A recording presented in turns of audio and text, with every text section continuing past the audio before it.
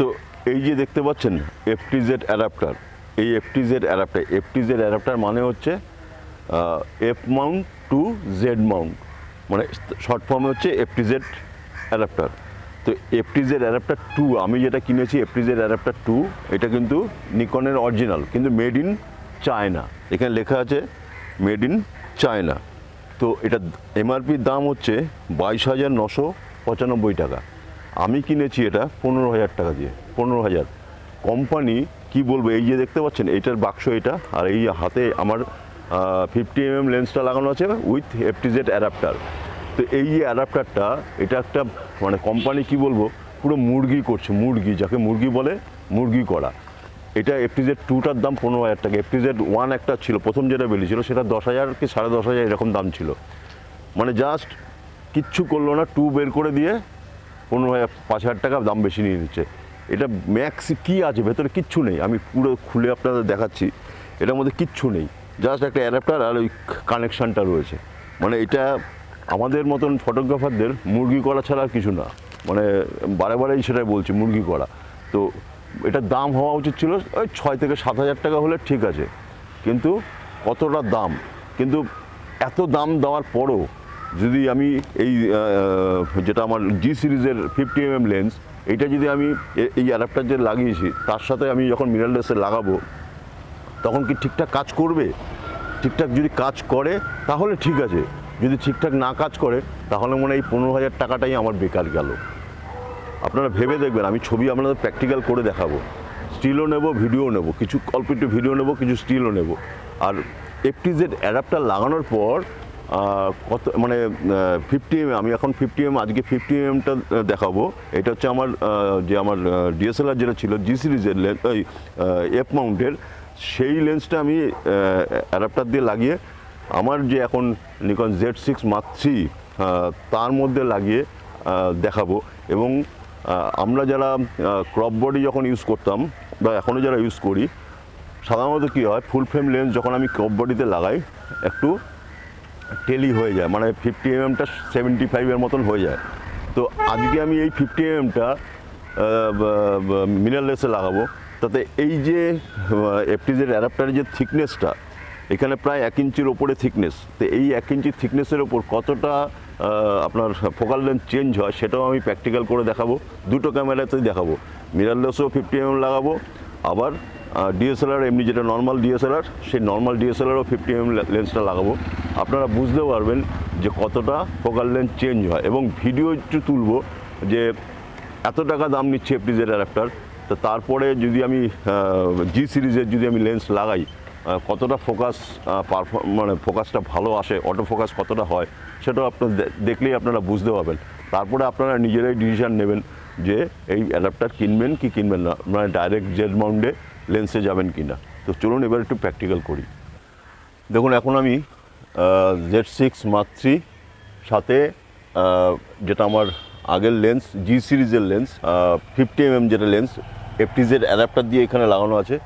আমি এই যে নেতাজির যে স্ট্যাচু যে রয়েছে, নেতাজির স্ট্যাচুটা আমি কতটা পাচ্ছি, আমি পাচ্ছি মাথার একদম মাথার থেকে মাথায় একটু হেডরুম রেখেছি, আর আমি পাচ্ছি ঠিক এই পর্যন্ত এফটিজেড অ্যাডাপ্টার লাগানোর পর ঠিক আমি এই পর্যন্ত, এখান থেকে এই পর্যন্ত পাচ্ছি।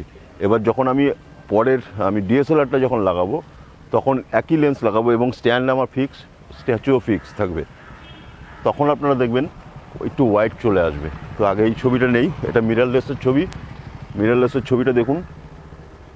এবং অদ্ভুত লাগলো স্টিলের ক্ষেত্রে, যেটা ভালোটা ভালো বলতেই হবে।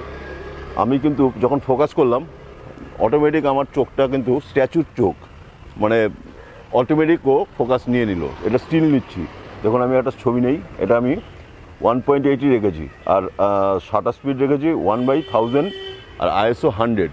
এবার আমি শটটা নেই, দেখুন বিউটিফুল শট, একটা শটই নিলাম, ঠিক আছে। এবার আমি লেন্সটা চেঞ্জ করব, এবার ডিএসএলআর লাগাবো, তারপরে আবার শটটা দেখবেন। তো এখন আমি এই দেখুন আমার এটাও ফুল ফ্রেম D600। তো আমি এখন সেম ট্রাইপডে আমি লাগিয়ে দিচ্ছি ক্যামেরাটা। এবার শটটা দেখুন, এখন শটটা নিচ্ছি, একদম সেম সেটিংস রয়েছে। তো শটটা দেখুন, এবার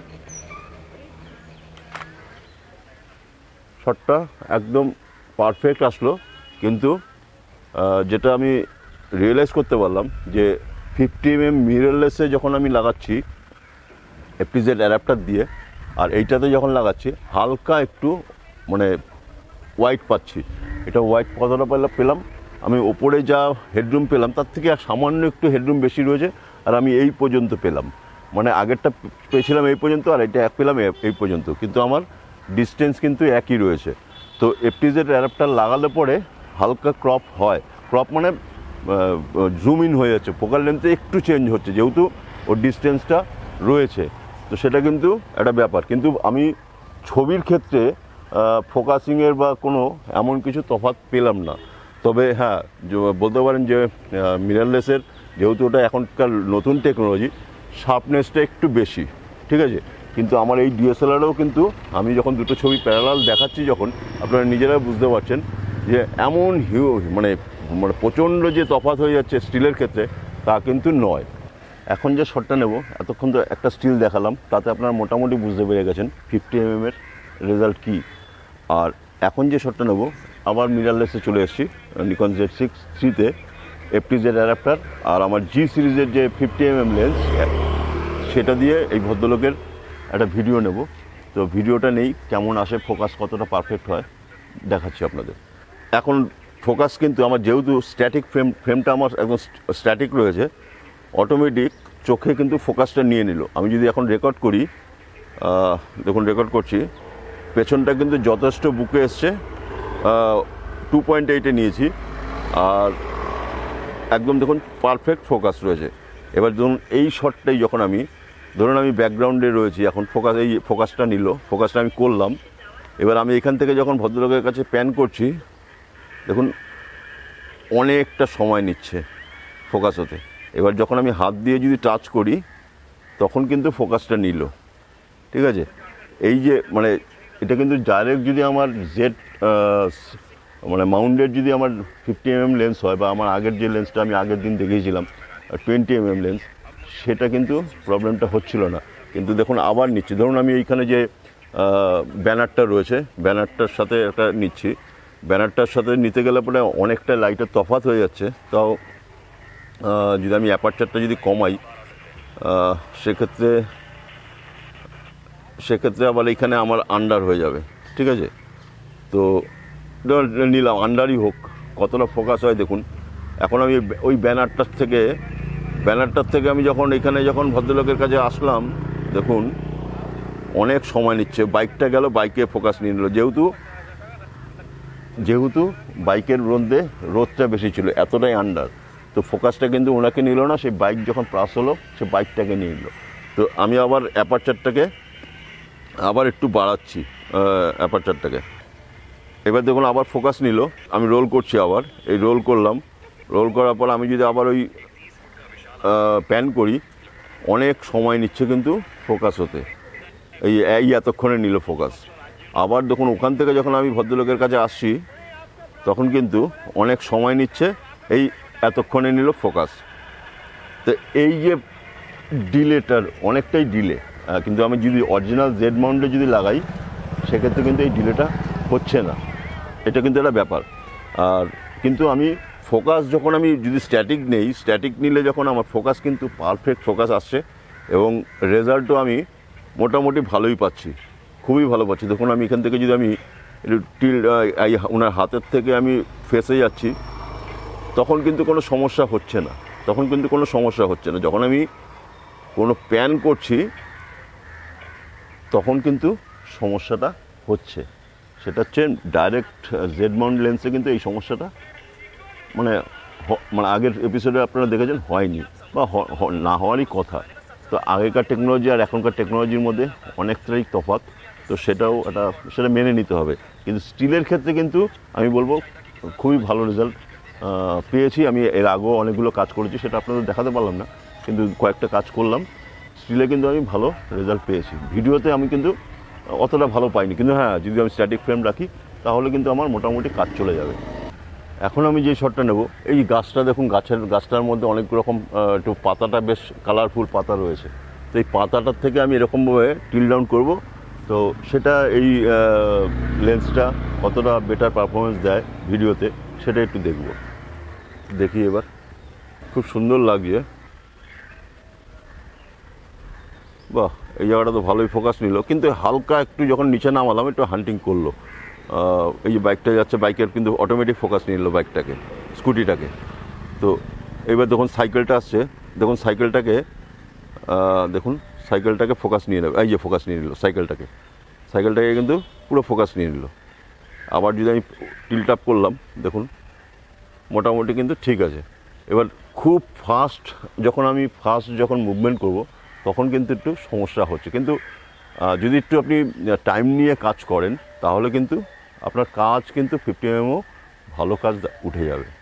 এখন যে শটটা আমার দেখছেন সেটা কিন্তু Z6 Mark III-তে 50 mm lens FTZ adapter দিয়ে লাগানো। তো সেটাও আপনারা বুঝতে পারছেন যে পেছনটা কতটা বুকে, এবং আমি কিন্তু পারফেক্ট ফোকাসে রয়েছি।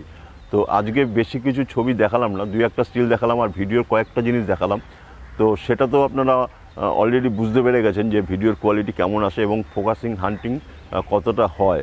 এবং ফোকাস হান্টিংটা অনেক কিছুর উপর ডিপেন্ড করে, লাইট কন্ডিশনের উপর। আপনার যদি সাবজেক্ট এবং ব্যাকগ্রাউন্ড যদি লাইটের যদি অনেকটাই তফাৎ হয় তখন ফোকাস হান্টিংটা বেশি হচ্ছে। আর যদি মোটামুটি একটা ব্যালেন্স লাইট থাকে তাহলে ফোকাস যে হান্টিংটা সেটা কিন্তু অতটা হচ্ছে না। সেটা ডিপেন্ড করে, মানে সব জায়গায় তো একই রকম লাইট কন্ডিশন আপনি পাবেন না, কিন্তু ওভারঅল যদি আমি দেখি ভিডিওর কোয়ালিটি কিন্তু খুবই ভালো এবং স্টিলের কোয়ালিটিও খুবই ভালো। কিন্তু মানে যেমন FTZ অ্যাডাপ্টার দিয়ে লাগানোর পরে হালকা একটু ক্রপ হচ্ছে, মানে ফোকাল লেন্থটা চেঞ্জ হচ্ছে। আর ভিডিওর ক্ষেত্রে মানে ফোকাসিংয়ের মানে অরিজিনাল যদি আপনি জেড মাউন্টের যেটা পাবেন, যে ফোকাসিংয়ের যে স্মুথনেসটা, সেটা মানে আশা করাটাও বেকার। তো দামেরও একটা ব্যাপার থাকে।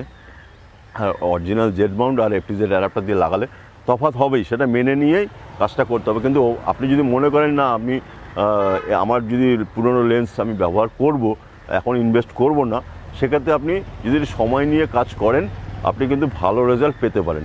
তো আজকের মতন এপিসোডটা এখানে শেষ করছি, নেক্সট এপিসোডে আবার দেখা হবে।